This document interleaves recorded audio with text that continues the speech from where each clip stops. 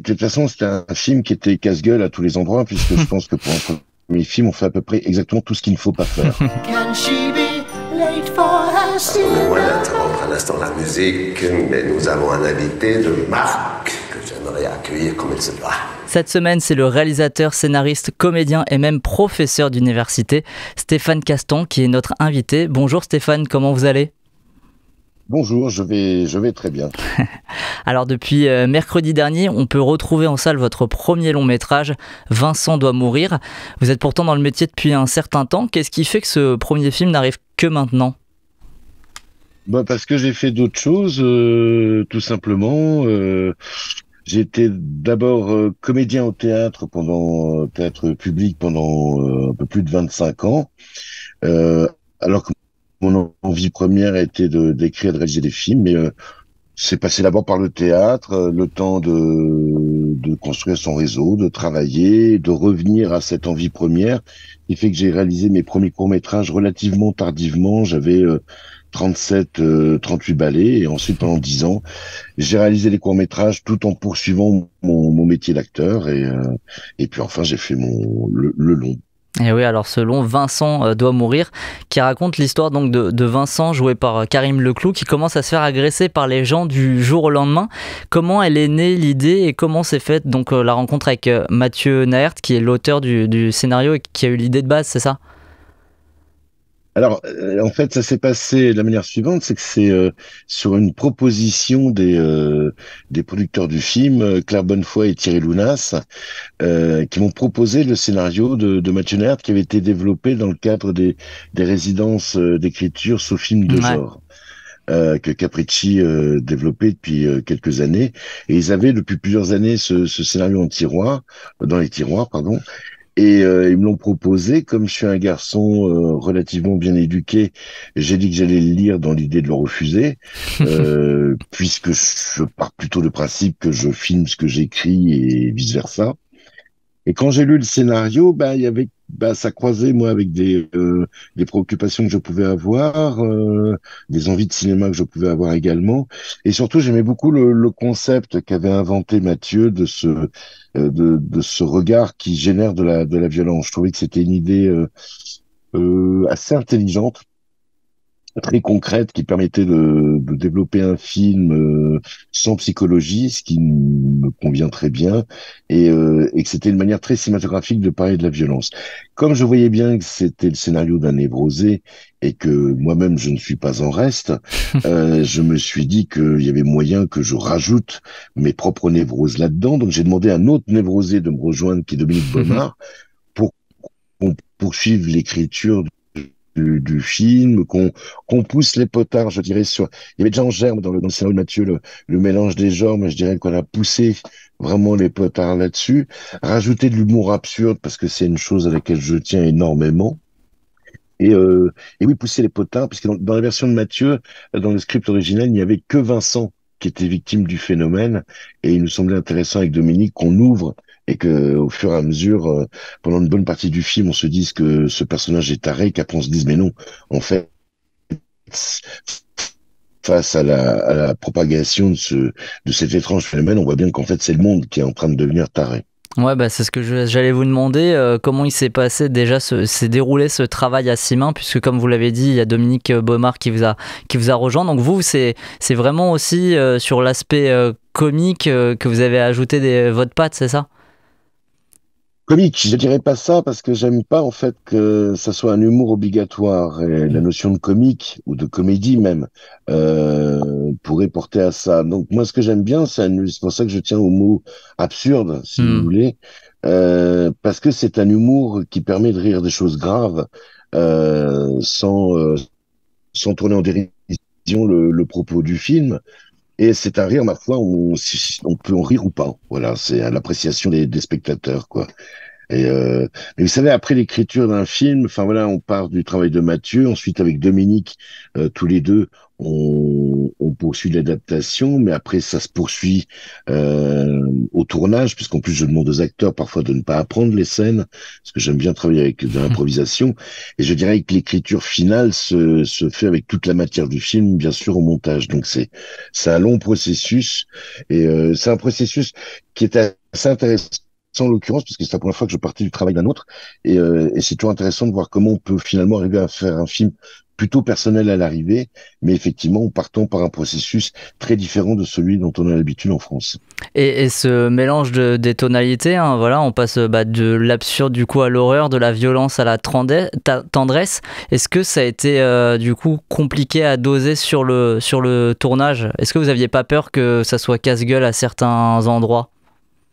Ah, vous savez, de toute façon, c'était un film qui était casse-gueule à tous les endroits, puisque je pense que pour un premier film, on fait à peu près exactement tout ce qu'il ne faut pas faire. On a beaucoup de scènes de bagarre, de cascades, il y a beaucoup de personnages, beaucoup de décors, il y a des enfants, un chien, un bateau, des figurants. Enfin, vous voyez, on faisait un peu la quatre fromages à ce niveau-là.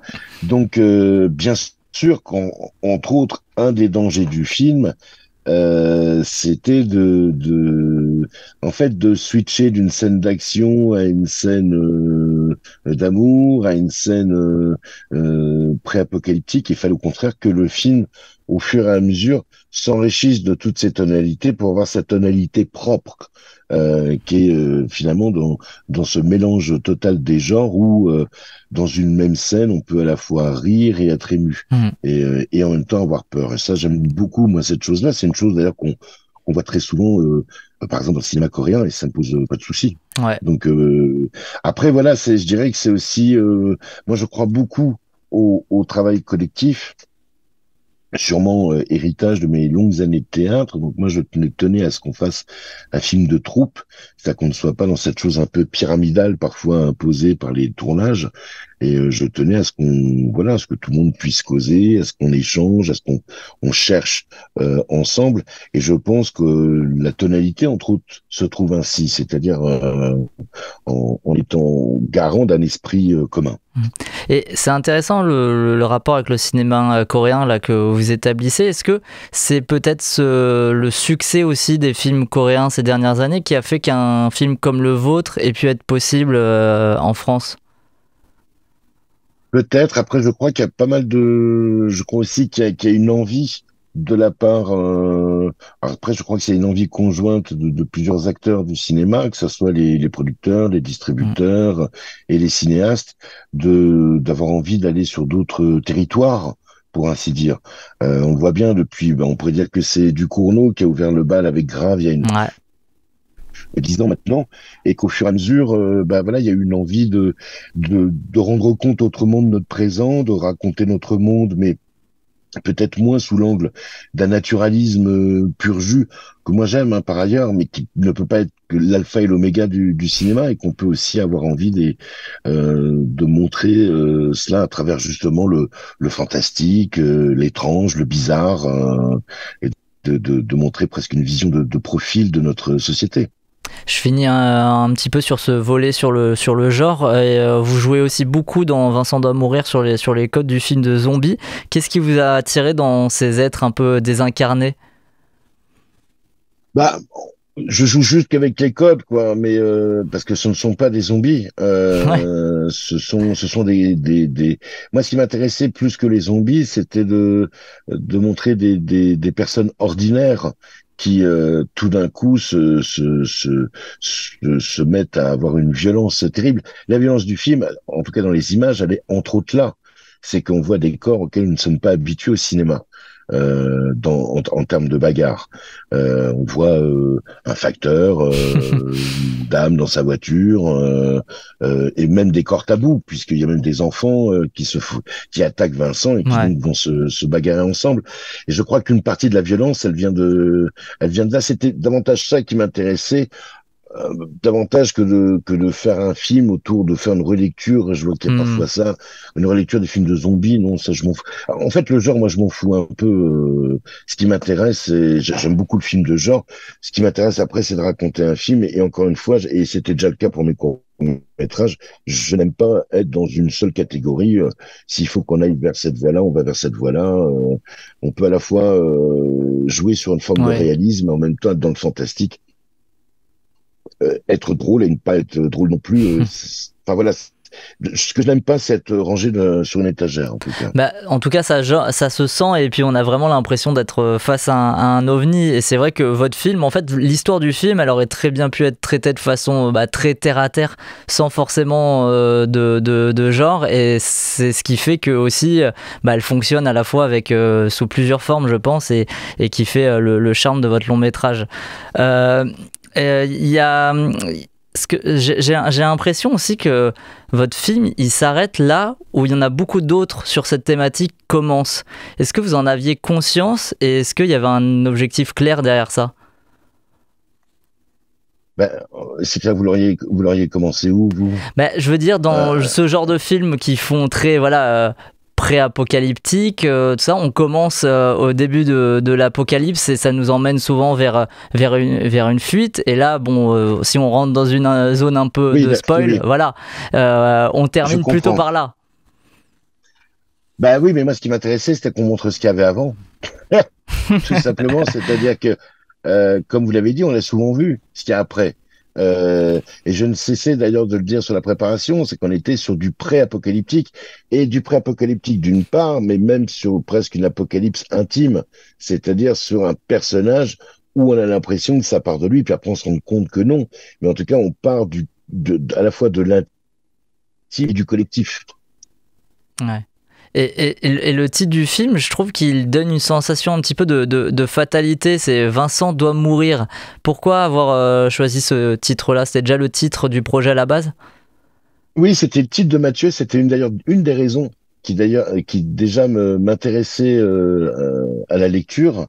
J'aimais beaucoup l'idée que mon premier long métrage s'appelle ainsi parce que ça pose ça presque comme un théorème.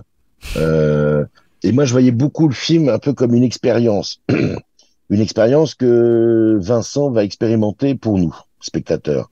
Et de toute façon, on va tous mourir. C'est une chose à un moment donné dont il faut comment dire, il faut se dire sans vouloir casser l'ambiance. Il faut en avoir conscience, oui. Et pour sortir un petit peu donc des thématiques évoquées dans le film, comment il s'est construit aussi le casting de ce long métrage? Déjà, le choix de Karim Leclou. C'était un choix fondamental, c'est-à-dire pour quel corps pour Vincent. On pouvait imaginer dans une forme justement de cliché du genre, on aurait pu imaginer des acteurs plus évidents physiquement pour des scènes de combat. Des noms étaient évoqués par la production et moi, enfin voilà, ça m'inspirait absolument pas. Je j'arrivais pas à voir le film comme ça. Et moi, Karim, il se trouve que c'est un acteur que je suis depuis longtemps. Moi, je me rappelle, j'avais vu la première fois dans un court-métrage de Marie Monge qui s'appelle Marseille la nuit. Et je trouvais que c'était un acteur que je ne connaissais pas personnellement, mais c'est un acteur que j'avais plaisir à suivre de film en film. Et je trouve, enfin voilà, je trouve extrêmement puissant comme acteur. Et à partir du moment où Karim en a échangé, il a lu le scénario, on a causé, je lui ai dit moi ce que je voyais et tout, et qu'il était ok. Pour moi, ça donnait le premier là de cette tonalité dont nous parlions tout à l'heure. C'est-à-dire que forcément le fait que ça soit lui. Et pour moi, il avait cette évidence pour le rôle, parce qu'il a pourtant lui une dualité, Karim. C'est-à-dire qu'il a à la fois, il dégage une très grande douceur, mais il peut aussi faire preuve d'une grande brutalité, enfin l'image en son temps. Et il est à la fois Monsieur Tout le Monde, et en même temps, il a une grande singularité. Et puis il y avait quelque chose qui m'intéressait chez lui, et j'avais envie qu'on l'expérimente ensemble pour ce film, c'est que pour moi, il a les grandes qualités d'un acteur burlesque. C'est-à-dire qu'il a un peu, enfin, si vous regardez la première demi-heure du film, il y a un peu le parcours d'un héros burlesque, c'est-à-dire avec ce corps un peu gauche, un peu maladroit, qui se prend ses coups et qui, en même temps, avec un visage impassible, un peu à la manière d'un Harry Langdon ou Ouais. d'un Buster Keaton, euh, et qui va essayer non pas de se demander psychologiquement, je me demande mais pourquoi tout ça m'arrive, mais juste comment je vais m'en sortir. Et j'aimais beaucoup qu'on soit plutôt sur la question du comment, davantage que celle du pourquoi. C'est peut-être aussi ce que le genre permet. Très bien. Et vous avez commencé à l'évoquer tout à l'heure, donc les comédiens, vous les faisiez du coup pas forcément apprendre tout leur texte. Comment ça se passait concrètement? Vous leur donniez une ligne directrice sur la séquence et eux, après, ils improvisaient? la, la situation, quoi. C'est-à-dire que juste pour compléter votre question précédente, sur le reste du casting, le choix de Vimala est aussi Hmm. très important. C'est-à-dire que, d'autant que Margot, il n'est pas un personnage aisé, ce n'était pas trivial de trouver la comédienne idéale pour ce rôle, puisque elle arrive à mi-parcours du film. Donc, j'avais le sentiment qu'il fallait une comédienne qui ait déjà une histoire avec les spectateurs et qui est de façon évidente, encore une fois, euh, quelqu'un dont on se dit, bah, Vincent peut avoir un coup de foudre immédiat pour elle. Et puis elle a cette chose-là, Vimala, c'est à la fois une très très grande actrice, et c'est une comédienne qui est à la fois solaire, qui est aussi sombre, qui a une grande profondeur. Et moi, je suis très heureux que le film ait été propice à créer ce beau couple de Hmm. cinéma. Pour le reste des acteurs, comme j'ai fait longtemps du théâtre, il y a quand même pas mal d'acteurs que j'avais envie de voir jouer, et quitte à faire un premier long métrage, autant montrer de beaux et de belles actrices.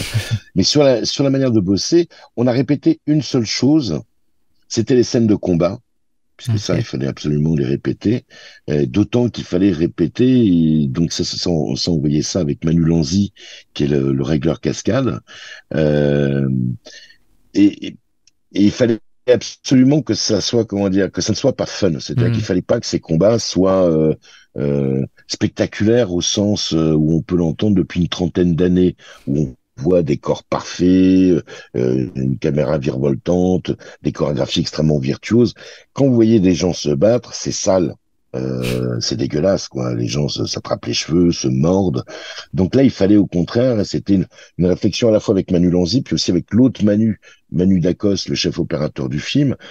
C'est-à-dire qu'il fallait absolument qu'on soit dans une forme de réalisme là-dessus, puisqu'encore une fois, on a affaire à des corps qui ne savent pas se battre. Donc il fallait chorégraphier une certaine maladresse. Donc ça, on a travaillé en amont avec les actrices et les acteurs concernés.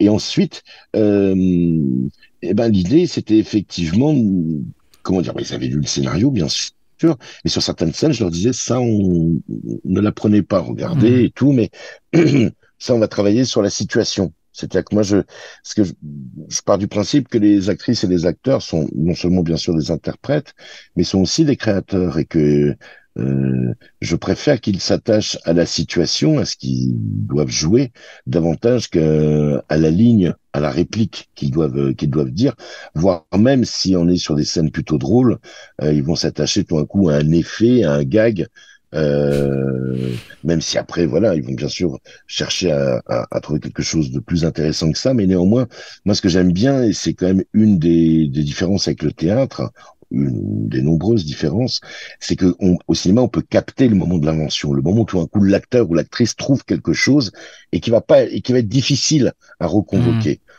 Et ça, moi, il n'y a rien de plus kiffant pour moi que tout d'un coup d'assister à une scène et tout d'un coup j'entrevois quelque chose que je n'avais absolument pas prévu et qui est infiniment mieux que ce que j'avais prévu. Et j'imagine que ça a dû se passer beaucoup de fois du coup sur le tournage. Bien Ouais, sûr, souvent. Et ça, je pense par exemple pardon, à la scène du commissariat, ouais. du film qui fait partie parmi je trouve, des scènes les plus drôles. Hmm. Et quand à un moment donné, le flic demande à Vincent s'il veut porter plainte et que c'est l'autre qui répond non, non, c'était pas prévu. C'est une invention de l'acteur, une invention géniale. Enfin, un coup de génie de faire ça. Hmm. Et moi, j'adore parce que même par rapport à l'équipe, c'est des moments où on ne s'y attend pas, donc on a tous un peu le fou rire qu'on réfrène. Et vous voyez, quand je parlais de films de troupe, ben voilà, ce sont des choses comme ça qui tout d'un coup créent un esprit, parce qu'en même temps, faut tenir, faut pas foutre en l'air la prise. Et cette chose-là, je trouve, c'est précieux à l'image par rapport à une justesse et du rire et de la situation, mais aussi même par rapport à la troupe. Ouais, il y a pas mal de pépites comme ça, donc c'est vrai que vous avez dû souvent vous forcer à ne pas rire pour pas foirer les prises. On, on s'est bien marré sur ce tournage qui n'était pas facile parce qu'il y avait beaucoup de choses à faire et que il fallait pas les foirer, mais il y a eu une grande jubilation, on a eu beaucoup de plaisir à fabriquer ce film ensemble, quoi. Et je pense que cette jubilation, même si elle est une chose invisible, passe malgré tout à l'image d'une Depuis façon. depuis le début de cet entretien, vous évoquez souvent du coup la question du corps et même des représentations du coup avec ces acteurs que vous avez choisis en fonction aussi de leur physique. Ça vous vient d'où selon vous cette envie de traiter de ce sujet du corps? Ça vient peut-être du théâtre? C'est quoi? Non, je pense pas. J'en sais rien. J'analyse pas ça. Je pense que c'est toujours intéressant que le corps révèle des choses. Et je pense aussi qu'il y a des corps qu'on ne voit pas souvent au cinéma. Hmm. On est quand même souvent, on a beaucoup de représentations assez lisses. Ça c'est sûr, et votre film au moins il déroge un peu à cette règle et ça fait du bien. Est-ce que vous avez commencé à évoquer donc par exemple le cinéma coréen, mais même Buster Keaton, est-ce qu'il y a des œuvres qui vous ont influencé pour la réalisation de Vincent doit mourir, consciemment ou non? Bah, inconsciemment, je ne le sais pas encore, mais je ne manquerai pas Vous de n'avez vous le pas dire. encore analysé votre Mais film? Non. non, je laisse ce soin-là à d'autres. Ouais. Euh, je pense pas que ce soit très sain d'analyser ses propres bazars. Euh, mais de façon consciente, bien sûr, pêle-mêle, bon, il y avait Carpenter, bien sûr, le Carpenter de Invasion Los Angeles, Hmm. qui en plus de ça est sûrement le Carpenter le plus ironique. Ouais. Il y avait aussi George Romero, mais le Romero plutôt première manière, celui de The Crazies, de Season of a Witch et de Zombie. Il y a une scène qui vraiment fait un écho direct à Zombie de Romero, celle du supermarché, Ouais.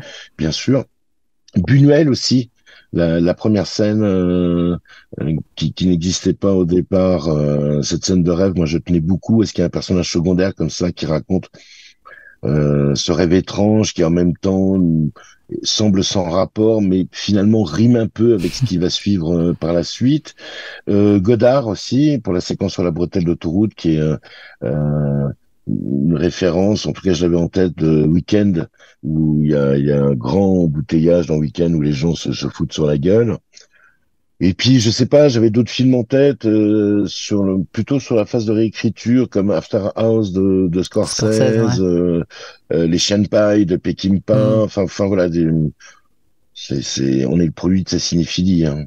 Ah ouais, bah, en tout cas, tout ce mélange de films de diverses horizons, ça donne aussi ce résultat-là de Vincent doit mourir, qui est un film comme on en voit assez peu souvent. Il est passé donc par la case Semaine de la critique à Cannes. Qu'est-ce que ça vous a fait de pouvoir présenter votre premier film dans ce cadre? Voilà, à votre avis. Oh, ça devait être nul. C'est, c'est, oui, voilà. Non, c'était bien sûr quand j'ai appris ça, j'étais très heureux pour le film, pour l'équipe, pour ma gueule aussi, quoi. Et, et c'était l'écran idéal pour la semaine de la critique, pour faire naître ce film, parce que c'est en même temps une échelle humaine dans ce Hmm. grand Barnum qui est Cannes, que moi je découvrais, hein.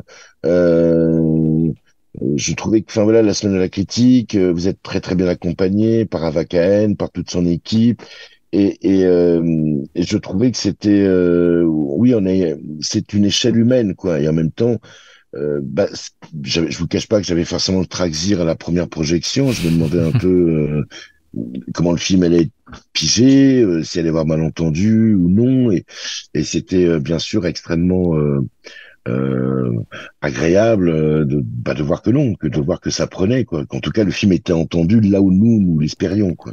Bah ça c'est cool. Le concept de départ de votre film, encore une fois, il est assez percutant et le cinéma américain, il en est friand de ce genre d'idées. Je me demandais s'il n'y avait pas déjà donc des Américains qui avaient commencé à vous approcher pour réaliser un remake du film. En tout cas, je sais qu'il y a des choses comme ça, mais ça m'intéresse absolument pas. Comme je ne Hmm. suis pas un garçon vénal, je suis sûr que d'autres sauront bien mieux le faire que moi. Ouais, mais du coup, donc il y a des discussions pour pourquoi pas reprendre donc Il y a des discussions, ouais. Ouais. Oui. Ah, je l'ai bien senti, hein. Bah, oui. Mais effectivement, oui, forcément, c'est un concept qui peut plaire enfin, certains marchés, oui, Hmm. du cinéma. Mais bon, enfin voilà, les remakes, je suis, enfin, en plus, ça dépend parce qu'il y a des remakes que j'adore, hein, The Thing de Carpenter ou La Mouche de Oui, Cronenberg. Ce sont ouais, des ouais. remakes et qui sont des remakes infiniment plus intéressants que les films Hmm. originaux. Mais enfin voilà, moi, ce que j'avais à dire, je l'ai fait, quoi. Ouais, Donc, ouais.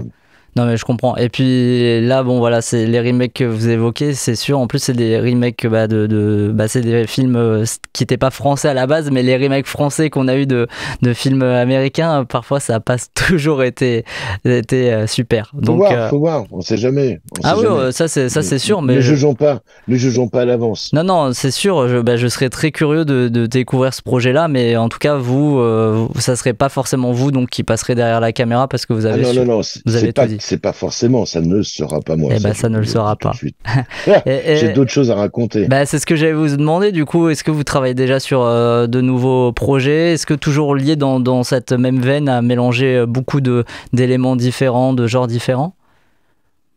Ça gamberge, alors je n'en parlerai pas parce que ça gamberge, Mhm. mais de toute façon, oui, ça sera déjà dans un mélange des genres, ça c'est sûr, et puis il y aura de l'humour, encore une fois, cet humour-là, parce que bon, c'est celui que j'aime pratiquer, en général. Bon bah très bien. On termine toujours par la même question dans The Cinema Show. Cette question c'est la suivante. Est-ce qu'il y a un film que vous avez découvert au cinéma ou même à la maison récemment qui vous a marqué? Le règne animal de Thomas Caillet, j'ai trouvé vraiment formidable. J'ai adoré ce film. Euh, j'ai trouvé il y avait un certain cousinage même avec Vincent doit mourir, mais au-delà de ce cousinage-là, qui est plus anecdotique, j'ai trouvé que c'était un très beau film. Je trouvais que ça faisait très longtemps que j'avais pas vu Romain Duris aussi beau à l'image. Et je trouve que Paul Kircher, Tom Mercier, Adèle Exarchopoulos sont magnifiques dans ce film. Et je trouve que ouais, Thomas Caillet enfin, c'est un geste très gracieux de cinéma. Mhm. Bah, ce film-là et votre film montrent aussi la vitalité actuelle du cinéma déjà de genre à la française de ces dernières années. Donc je trouve ça aussi super cool. On vous rappelle donc que Vincent doit mourir est actuellement en salle et que l'équipe vous invite à le découvrir. Merci beaucoup Stéphane Castan d'être venu nous en parler. Merci à vous. Can she be late for her cinema show?